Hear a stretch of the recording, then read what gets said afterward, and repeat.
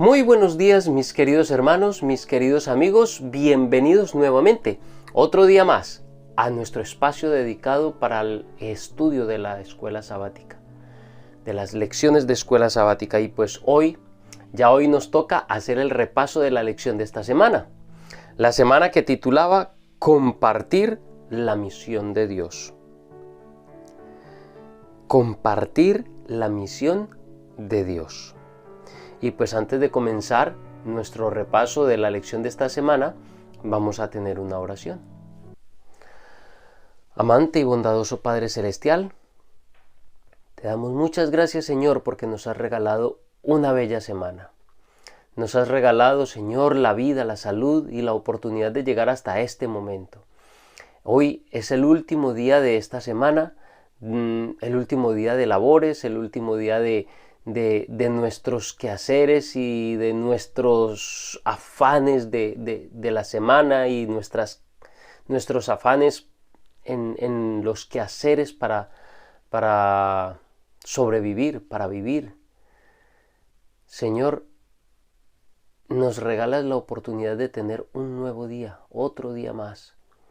Y ya pues las vísperas del precioso sábado en el que esperamos podernos encontrar contigo, estar felices en comunión contigo, Señor, disfrutando de tu compañía y también de la compañía de nuestros hermanos. Dirígenos, Señor, en este momento en el estudio de tu palabra. Ayúdanos para que podamos comprender, para que podamos entender tu palabra y sobre todo que tu Santo Espíritu nos capacite para poder poner en práctica estas cosas que son muy importantes, vitales para nuestra vida espiritual. Gracias por escuchar nuestra oración en el nombre de Jesús. Amén.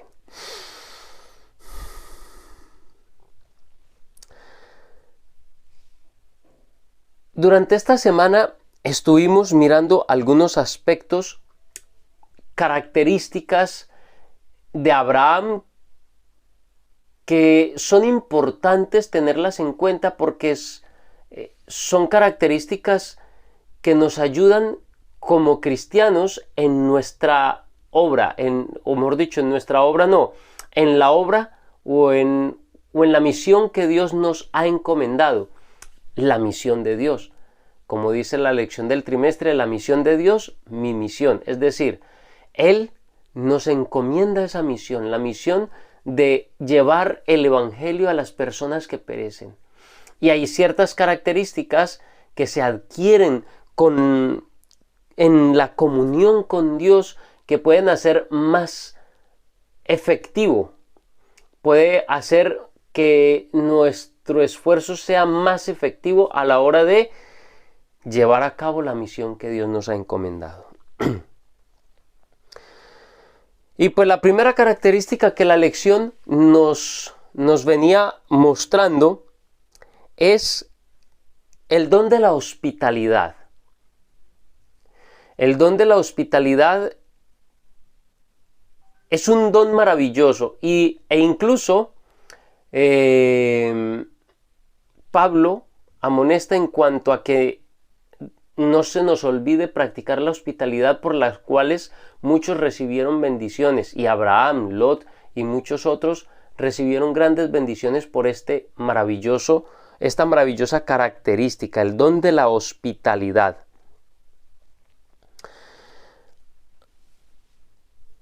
La hospitalidad es algo que demuestra la conciencia que tenemos nosotros de la misión que tenemos.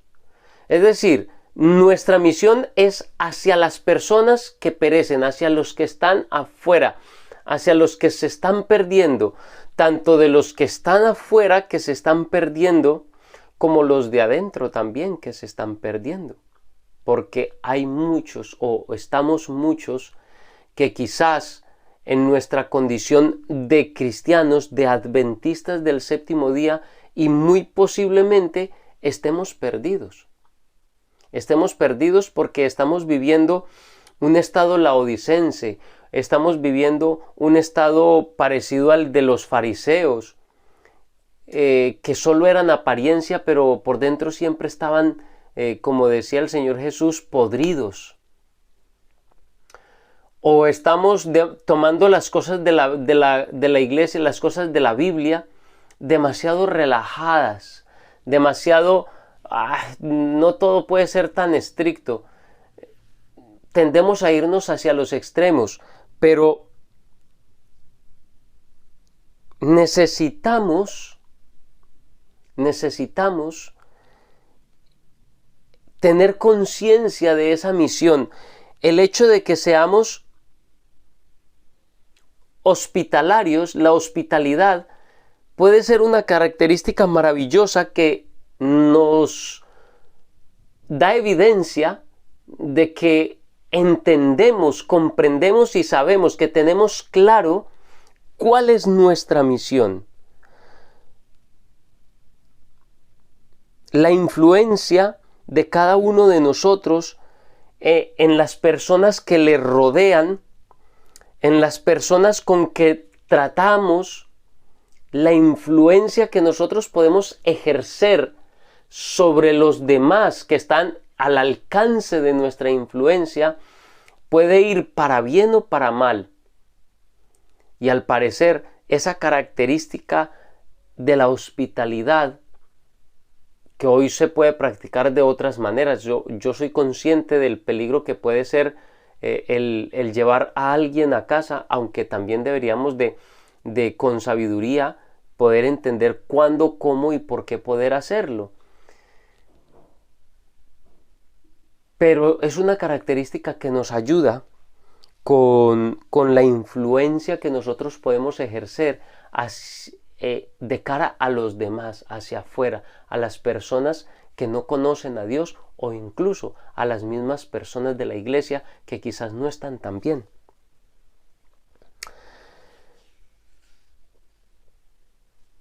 Otra característica importante de Abraham era el amor que Abraham sentía por el prójimo. Y eso lo vemos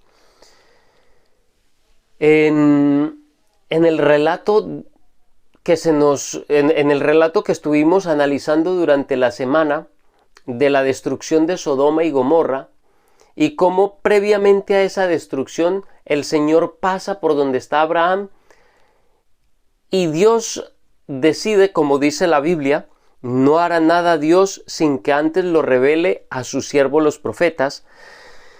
Y Abraham, como su profeta, Dios no iba a destruir a Sodoma y Gomorra sin antes avisarle o sin antes mostrárselo a Abraham. Y en esta parte del relato, cuando Dios le menciona a Abraham lo que iba a hacer, es muy interesante porque Abraham, inmediatamente movido por el amor que sentía por las personas de aquellas ciudades, personas que en tiempo atrás incluso había rescatado de la muerte y la esclavitud al salvarlos de aquellas naciones que habían derrotado a las ciudades del valle, a las ciudades de Sodoma y de Gomorra. Se los habían llevado cautivos, quizás muchos para ser esclavos, otros quizás morirían. Las mujeres para ser llevadas como esclavas o como esclavas a muchos de los hogares de aquellos pueblos. Y Abraham va, obviamente allí también iba Lot y su familia, va y rescata a estas personas. Todo eso habla mucho de lo que estaba dispuesto Abraham a hacer por amor a esas personas. Obviamente, debemos tener en cuenta que también allí estaba su sobrino. Una razón aún mayor todavía de peso para que Abraham ahora, movido por ese amor y por ese sentimiento de compasión hacia aquellas pobres almas que iban a perecer, que iban a morir en aquellas ciudades, entonces comienza a realizar una intercesión en favor de aquellas personas. Empieza a realizar intercesión por ellos, porque les ama. A muchos quizás ni siquiera los conoce, pero eso no importa, porque lo que importa es que eran personas que iban a estar condenadas a morir. Y eso ya de por sí era terrible en su corazón. Fuera como fuera, él no quería que ningún inocente fuera a morir por causa del impío. Y entonces se atreve a negociar, por decirlo así, con Dios. Que si hay 50, que si hay 45, que si hay 30, que si hay 20, que si hay 10. Siempre buscando la manera de salvar la mayor cantidad posible de personas. Buscando la manera de salvar a las personas, porque les ama. Mediante el amor, Abraham esperaba salvar a las personas de estas ciudades, no solamente a los justos, sino a toda la mayor cantidad de personas, si fuera posible a la ciudad entera, porque lo que él estaba buscando era eso. Si hubiesen al menos 10 personas justas en la ciudad, entonces Dios no destruiría a las ciudades. Sin embargo, aunque Abraham estaba movido por el amor que sentía por estas personas, también sabía conservar los límites. Sabía que hay un punto a partir del cual el amor, la misericordia de Dios llegan hasta un cierto límite del que cuando se cruza, entonces ahora, por el hecho de que Dios, aunque es amor y misericordia, también es justicia, entonces la justicia llama a ejecutar eso, la justicia, a llamar a juicio y a ejecutar la sentencia justa sobre los pueblos. Su petición estaba basada en lo que él mismo sabía del amor de Dios. Es decir, él conocía el invariable e infinito amor de Dios, y lo que él había experimentado y conocía de primera persona, en base a eso es que él realiza la petición a Dios.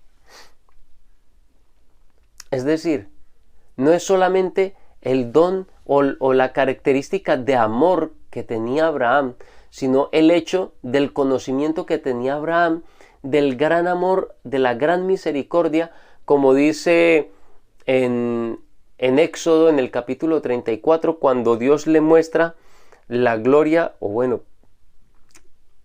cuando Moisés pidió que Dios le mostrase la gloria, cuando Dios desciende y pasa frente a él, clama diciendo: Jehová, Jehová, grande en misericordia y tardo para la ira, que perdonas la iniquidad y la maldad. Es decir, ese mismo carácter de amor era el que Abraham conocía, y en base a ese amor y el mismo amor que él sentía por las personas, entonces hace intercesión por cada una de ellas. Otra cuestión, otra característica que era muy importante en la vida de Abraham era su vida de oración. Él constantemente tenía comunión con Dios a través de la oración. Leíamos Santiago 5:16, donde dice que la oración eficaz del justo puede mucho. El diálogo entre Abraham y Dios, esa intercesión que se lleva a cabo en medio de esta conversación, es un símbolo, es un tipo de lo que es la oración intercesora. Allí está la súplica de intercesión que como cristianos podemos y debemos elevar en favor de las personas que perecen, en favor de nuestros hermanos, en favor de nuestros amigos, de nuestra familia, en favor de las personas, del chofer del bus, del conductor del metro, de la persona que me atiende en el supermercado o en la tienda, de mi vecino, en favor de aquellas personas. La oración intercesora es muy importante, y esa intercesión que Abraham realiza con Dios para intentar salvar a las ciudades es un tipo, o es un ejemplo, es una figura de lo que es la oración intercesora, que es nuestro privilegio ejercer. La oración intercesora. Nuestra misión nunca podrá ser exitosa si no hay oración. Sin la oración, nuestros esfuerzos serán en vano, porque quien realmente debe realizar la obra es Dios, y solamente lo hará si tenemos una vida de oración, de entrega total a nuestro Dios. La siguiente característica es el hecho de el sentido de misión que tenía Abraham. Abraham tenía un sentido de misión muy desarrollado. ¿Por qué? Porque la misión de Abraham no era solamente el estar de turista por todo Canaán. No, la misión de él era dar a conocer el mensaje de la verdad en todas las partes que más pudiera. Y no sé si recuerdan, pero estudiábamos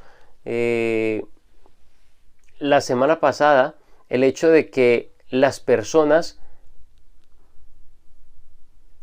que cuando Abraham iba de lugar en lugar, y siempre que llegaba a algún lugar levantaba un altar y presentaba sacrificios al Señor. Y cuando se movía a otro lugar, eso lo veíamos, creo que era esta semana,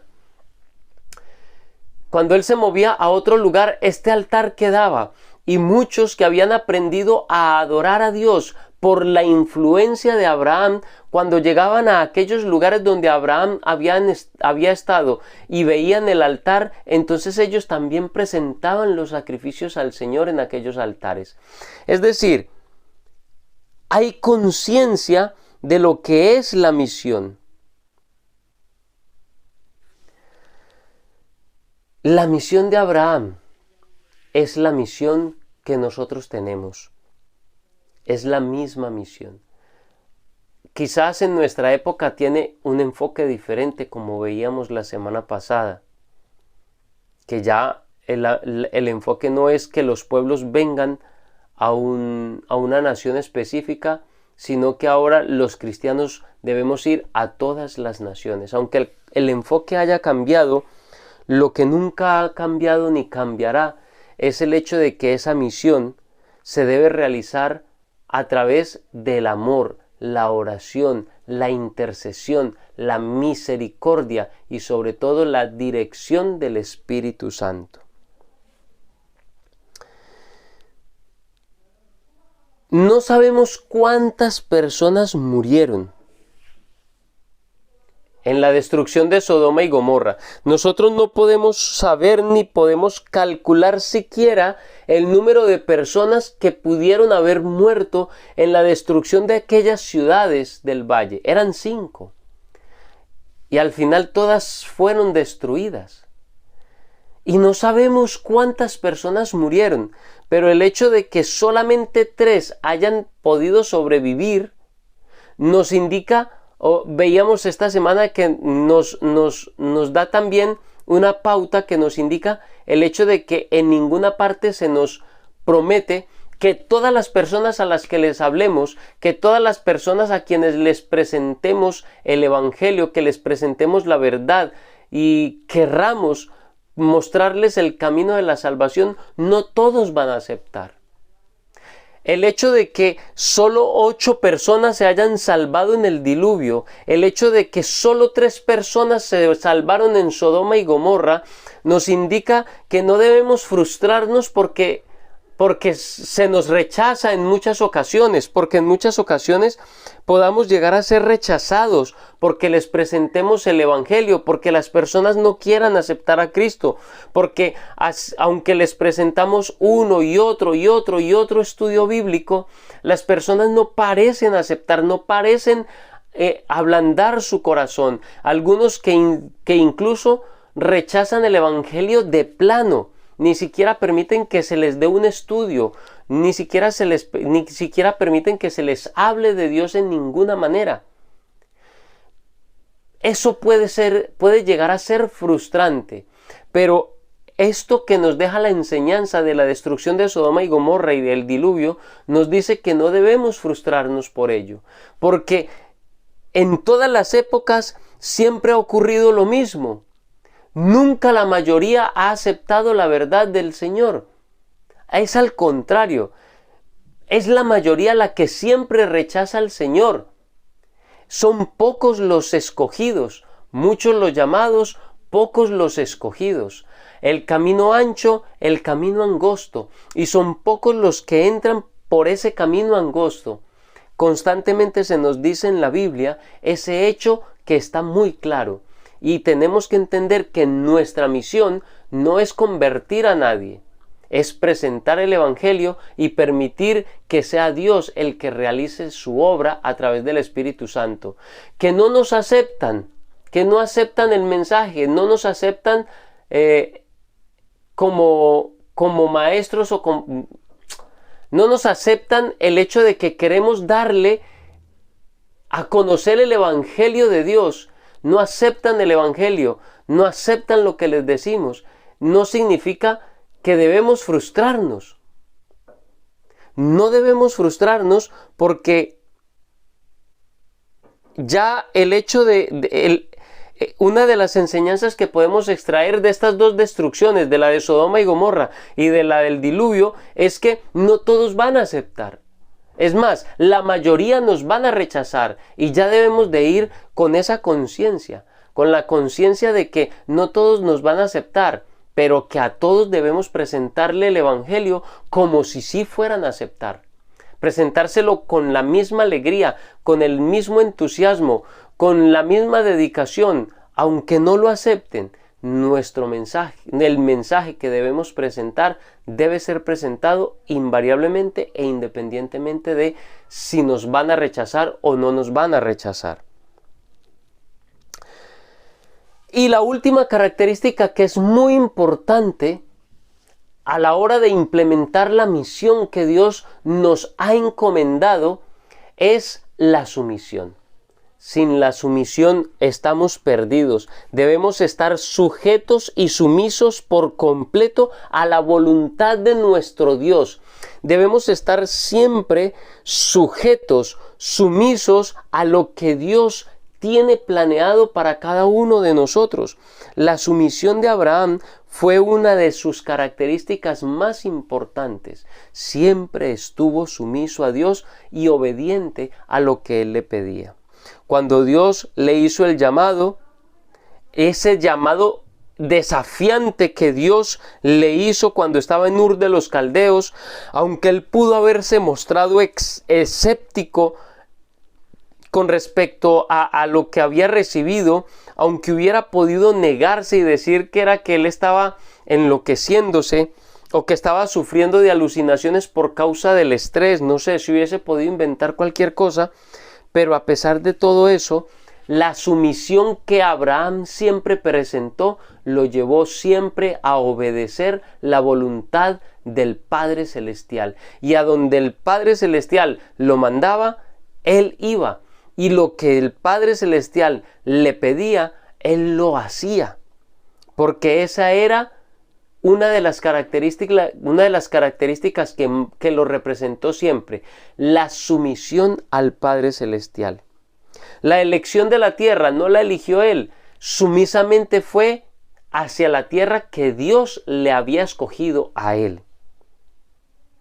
En la destrucción de Sodoma y Gomorra también fue sumiso, porque a pesar de que intercedió hasta donde más pudo por aquellas ciudades, es verdad que finalmente aceptó, fuese cual fuese el resultado del juicio y el veredicto de ese juicio, porque sabía que Dios también lo hacía con justicia y con amor. En general, pues allí tenemos las diferentes características que pueden hacer de nuestro ministerio y de la misión que Dios nos ha encomendado un éxito, que sea un completo éxito. Eso puede hacer que sea un completo éxito el llevar a cabo la misión. Y no me estoy refiriendo a que sea un completo éxito porque todos a quienes les hablemos nos vayan a aceptar el Evangelio. No, sabemos que no, pero será un completo éxito porque habremos presentado el verdadero Evangelio de Cristo en las verdaderas condiciones como debe ser presentado. Mis queridos hermanos, yo quiero hacerles un llamado para que podamos pedirle a Dios que a través del Espíritu Santo Él pueda desarrollar estas características en nuestra vida, en nuestro carácter, en nuestra mente, en nuestro corazón. Que el Espíritu Santo pueda entrar en cada uno de nosotros, pueda entrar en nuestras mentes, pueda entrar en nuestros corazones, pueda tener acceso al desarrollo de nuestro carácter y pueda grabar, pueda inyectar a nuestro corazón, a nuestra vida y a nuestro carácter estas características maravillosas para que podamos realizar de la mejor manera la misión que Dios nos ha encomendado. Mis queridos hermanos, solo me queda pedirles, primero que todo, que compartan el video. Que compartan el video con las personas que ustedes quieran. O sea, compártanlo. Compartan el video para que la palabra de Dios siga esparciéndose. Si no se has suscrito, si no te has suscrito al canal, suscríbete y activa las notificaciones. Deja tu comentario. Deja un comentario añadiendo a lo que nosotros estamos estudiando, enriqueciendo nuestro estudio. Yo no lo digo todo, pero ustedes pueden también aportar y ayudar para que el mensaje sea cada vez más completo. Sus comentarios también son muy importantes. Mis queridos hermanos, solo me resta decirles que Dios les bendiga y que tengan un muy feliz día.